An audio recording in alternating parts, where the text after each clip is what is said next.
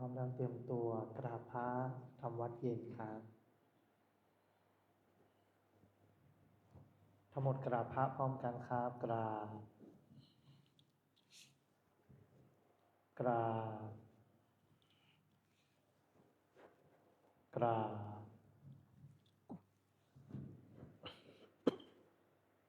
กราบบารมีธรรมพ่อแม่ครูบาอาจารย์ครับ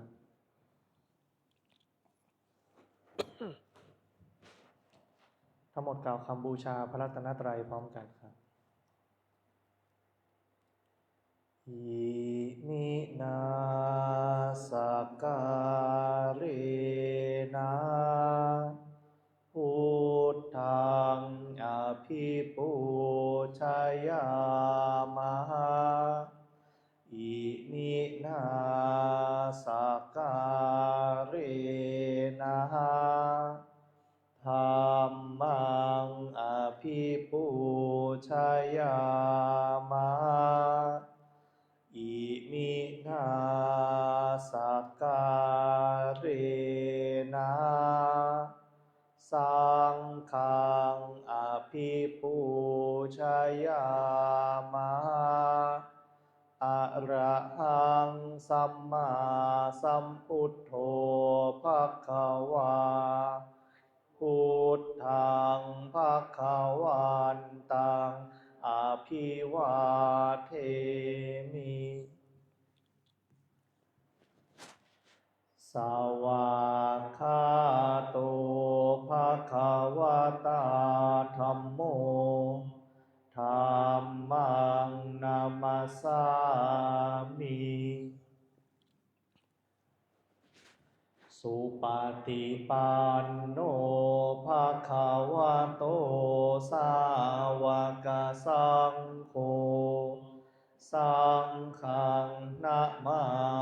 มิเปิดหนังสือหน้าที่ 4หันธรรมยังพุทธัสสะภะคะวะโตปุพพภาคณมะการังกโรมาเซ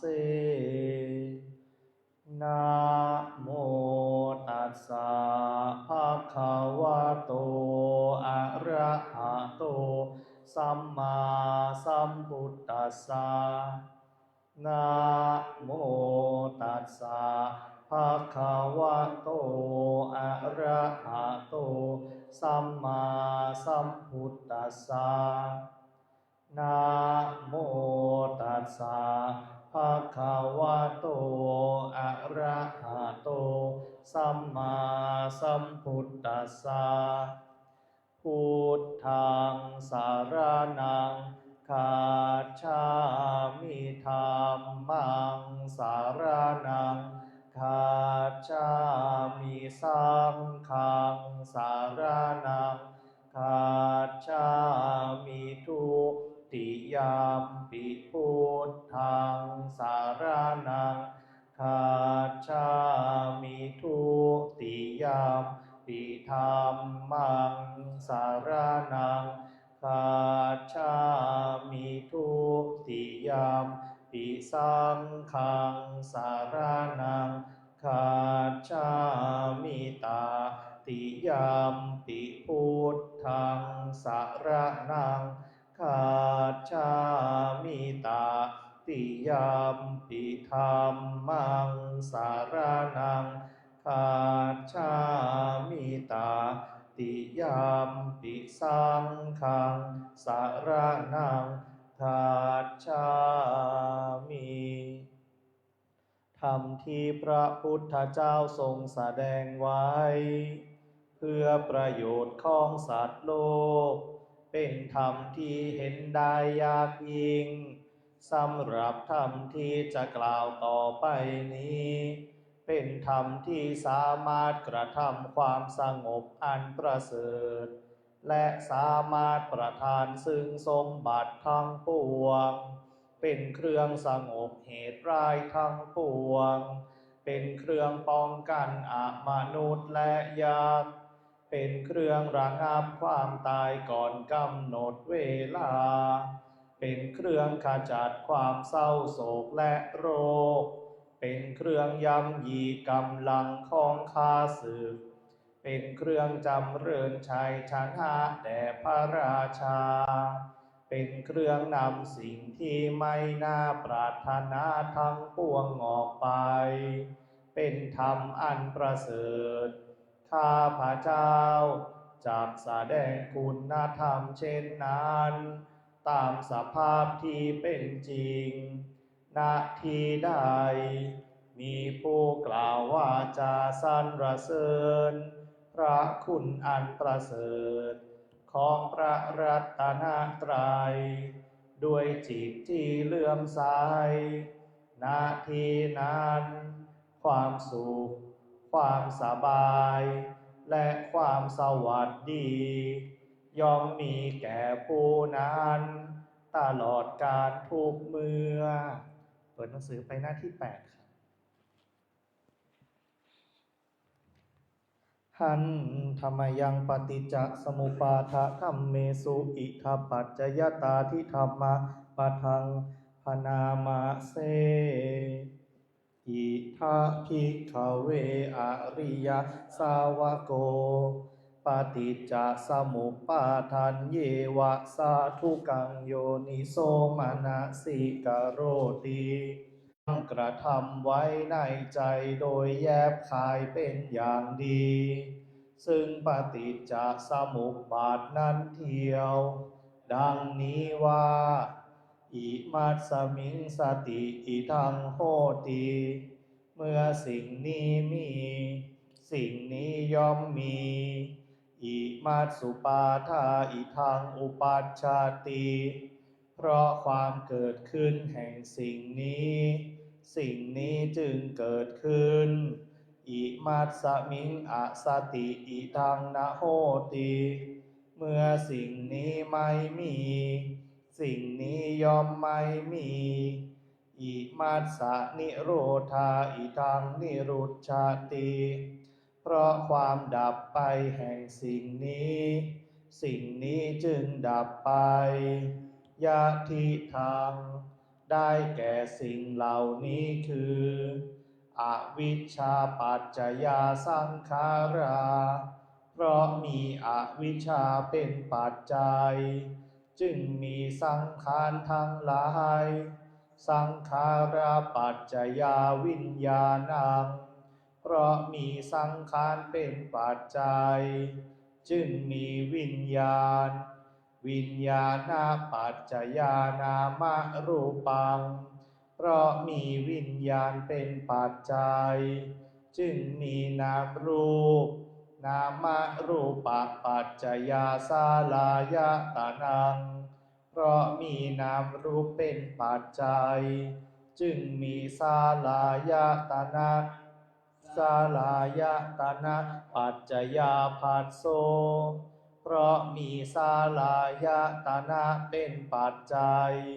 จึงมีผัสสะผัสสะปัจจยาเวทนาเพราะมีผัสสะเป็นปัจจัย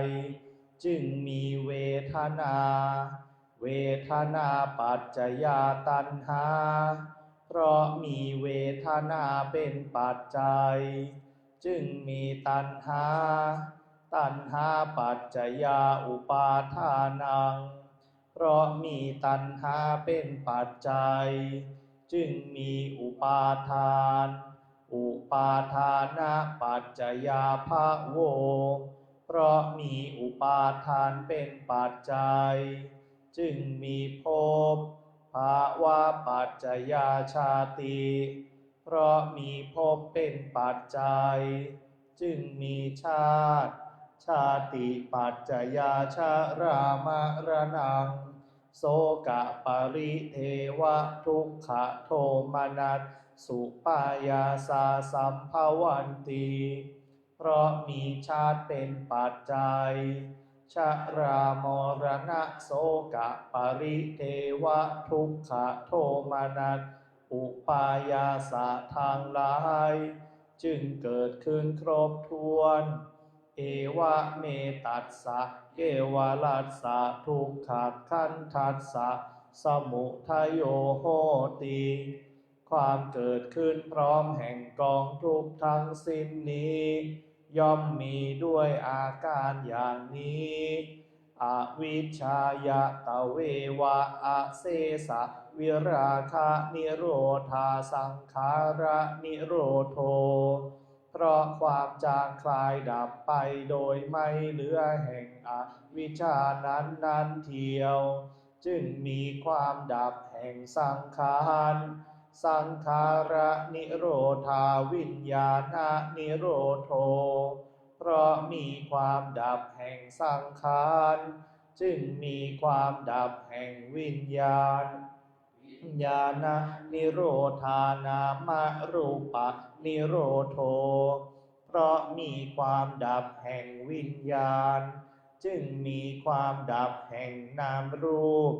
นามรูปะนิโรธาสลายตนะนิโรโธเพราะมีความดับแห่งนามรูปจึงมีความดับแห่งสลายตนะสลายตนะนิโรธาผัสสะนิโรโธเพราะมีความดับแห่งสลายตนะจึงมีความดับแห่งผัสสะผัสสะนิโรธาเวทนานิโรโธเพราะมีความดับแห่งผัสสะจึงมีความดับแห่งเวทนาเวทนานิโรธาตัณหานิโรโธเพราะมีความดับแห่งเวทนาจึงมีความดับแห่งตัณหาตัณหานิโรธาอุปาทานะนิโรโธเพราะมีความดับแห่งตัณหาจึงมีความดับแห่งอุปาทานอุปาทานะนิโรธาภาวะนิโรโธเพราะมีความดับแห่งอุปาทานจึงมีความดับแห่งภพภาวะนิโรธาชาตินิโรโธเพราะมีความดับแห่งภพจึงมีความดับแห่งชาติชาตินิโรธาชารามรณังโสกะปริเทวะทุกขโทมานัสเพราะมีความดับแห่งชาตินั้นแลชรามรณะโสกะปริเทวะทุกขโทมานัสอุปายาสะทางหลายจึงดับสิ้นเอวะเมตัสสะเกวลัสสะทุกขคันทัสสะนิโรโธโหติติความดับลงแห่งกองทุกข์ทั้งสิ้นนี้ย่อมมีด้วยอาการอย่างนี้ดังนี้เปิดหนังสือไปที่หน้า66ครับหน้า66หันธรรมยังมหาสติปทานธรรมปทังพนามาเสดูกะระภิกษุทางหลายก็ทุกขนิโรธคามินีปฏิปทาอริยสัจเป็นไฉนนี่คือมรรคมีองค์8อันประเสริฐคือสัมมาทิฏฐิสัมมาสังกัปปะสัมมาวาจาสัมมากัมมันตะสัมมาอาชีวะสัมมาวายามะสัมมาสติสัมมาสมาธิก็สัมมาทิฏฐิเป็นไฉนความรู้ในทุกข์ความรู้ในทุกขสมุทัยความรู้ในทุกขนิโรธความรู้ในทุกขนิโรธคามินีปฏิปทาอันนี้เรียกว่าสัมมาทิฏฐิสัมมาสังกัปปะเป็นไฉนความดำริในการออกจากกามความดำริในความไม่พยาบาทความดำริในอันไม่เบียดเบียนอันนี้เรียกว่าสัมมาสังกัปปะสัมมาวาจาเป็นไฉนการงดเว้นจากการพูดเท็จ งดเว้นจากการพูดส่อเสียดงดเว้นจากการพูดคำหยาบงดเว้นจากการพูดเพ้อเจ้ออันนี้เรียกว่าสัมมาวาจาสัมมากัมมันตะเป็นไฉนการงดเว้นจากการฆ่าสัตว์งดเว้นจากการถือเอาสิ่งของที่เขามิได้ให้งดเว้นจากการประพฤติผิดในกามอันนี้เรียกว่าสัมมากัมมันตะสัมมาอาชีวะเป็นไฉนอริยสาวกในธรรมวินัยนี้ละการเลี้ยงชีพที่ผิดเสียสำเร็จการเลี้ยงชีพด้วยการเลี้ยงชีพที่ชอบอันนี้เรียกว่าสัมมาอาชีวะสัมมาวายามะเป็นไฉนภิกษุในธรรมวินัยนี้เกิดฉันทะพยายาม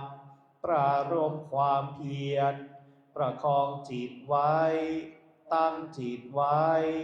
เพื่อมิให้อกุศลธรรมอันลามกที่ยังไม่เกิดบังเกิดขึ้นเพื่อละอกุศลธรรมอันลามกที่บังเกิดขึ้นแล้วเพื่อให้กุศลธรรมที่ยังไม่เกิดบังเกิดขึ้นเพื่อความตั้งอยู่ไม่เลือนหายเจริญยิ่งไพบูรณ์มีขึ้นเต็มเปี่ยมแห่งกุศลธรรมที่บังเกิดขึ้นแล้วอันนี้เรียกว่าสัมมาวายามะสัมมาสติเป็นไฉนภิกษุในธรรมวินัยนี้พิจารณาเห็นกายในกายอยู่มีความเพียรมีสัมปชัญญะมีสติกำจัดอภิชฌาและโทมนัสในโลกเสียได้พิจารณาเห็นเวทนาในเวทนาอยู่พิจารณาเห็นจิตในจิตอยู่พิจารณาเห็นธรรมในธรรมอยู่มีความเพียรมีสัมปชัญญะมีสติกำจัดอภิชฌาและโทมนัสในโลกเสียได้อันนี้เรียกว่าสัมมาสติสัมมาสมาธิเป็นไฉนภิกษุในธรรมวินัยนี้สงัดจากกามสงัดจากอกุศลธรรมบรรลุปฐมฌานมีวิตกมีวิจารมีปีติและสุขเกิดแต่วิเวกอยู่เธอบรรลุติยฌานมีความผ่องใสแห่งจิตในภายในเป็นธรรมเอกผุดขึ้นเพราะวิตกวิจารสงบไปไม่มีวิตกไม่มีวิจารมีแต่ปีติและสุขอันเกิดแต่สมาธิอยู่เธอมีอุเบกขามีสติมีสัมปชัญญะเสวยสุขด้วยกายเพราะปีติสิ้นไปบรรลุตติยฌานที่พระอริยะทั้งหลายสรรเสริญว่าผู้ได้ฌานนี้เป็นผู้มีอุเบกขามีสติอยู่เป็นสุขเธอบรรลุจตุตถฌานไม่มีทุกข์ไม่มีสุขเพราะละสุขละทุกข์และดับโสมนัสโทมนัสก่อนได้มีอุเบกขาเป็นเหตุให้สติบริสุทธิ์อยู่อันนี้เรียกว่าสัมมาสมาธิดูกะระภิกษุทั้งหลายอันนี้เรียกว่าทุกขนิโรธคามินีปฏิปทาอริยสัจดังพันนามาชนีภิกษุย่อมพิจารณาเห็นธรรมในธรรมภายในบ้าง พิจารณาเห็นธรรมในธรรมภายนอกบ้างพิจารณาเห็นธรรมในธรรมทั้งภายในทั้งภายนอกบ้างพิจารณาเห็นธรรมคือความเกิดขึ้นในธรรมบ้างพิจารณาเห็นธรรมคือความเสื่อมในธรรมบ้างพิจารณาเห็นธรรมคือทั้งความเกิดขึ้นทั้งความเสื่อมในธรรมบ้างย่อมอยู่อีกอย่างหนึ่งสติของเธอที่ตั้งมั่นอยู่ว่าธรรมมีอยู่ก็เพียงสักว่าความรู้เพียงสักว่าอาศัยระลึกเท่านั้นเธอเป็นผู้อันตัณหาและทิฏฐิไม่อาศัยอยู่แล้วและไม่ถือมั่นอะไรอะไรในโลกดูกระภิกษุทั้งหลายอย่างนี้แลภิกษุชื่อว่าพิจารณาเห็นธรรมในธรรมอยู่ดูกระภิกษุทั้งหลาย